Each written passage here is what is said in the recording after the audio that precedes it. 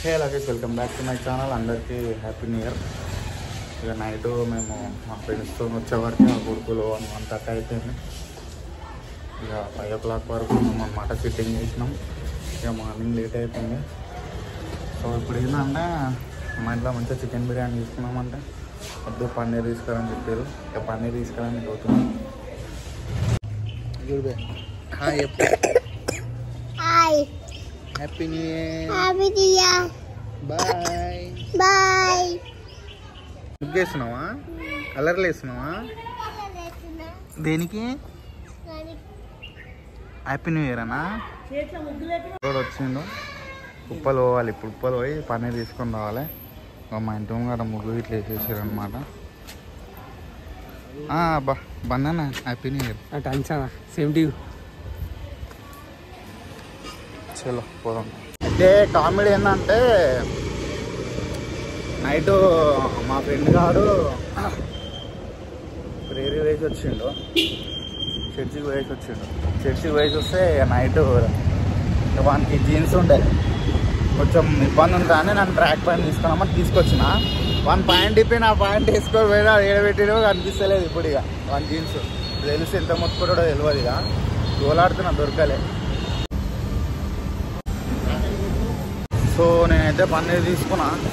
నార్మల్గా మిల్క్ డైరీలో అయితే 400 పడుతుంది కేజీ. మనకు మా ఫ్రెండ్ దాంతో మాట్లాడితే 270కి ఇచ్చారు.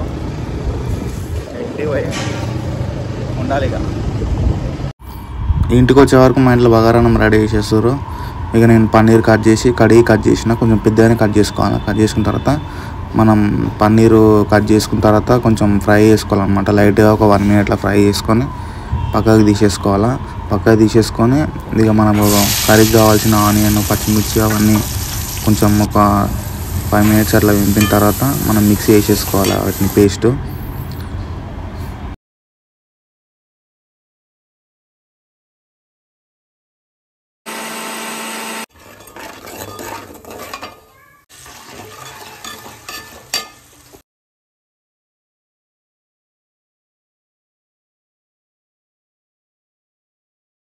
ఇట్లా కొంచెం ఆయిల్ ఇవన్నీ వేసేసుకున్న తర్వాత ఏదైతే మనం టమాటా, ఆనియన్ ఇవి గ్రైండ్ చేసుకునే ఉంటాయి కదా, ఆ పేస్ట్ వేసుకున్న తర్వాత కొంచెం మరిగిన తర్వాత అందులోనే ధనియాల పొడి యాడ్ చేసేసుకొని కొద్దిసేపు అలా ఒక 2-3 minutes అలా మరగనియాల.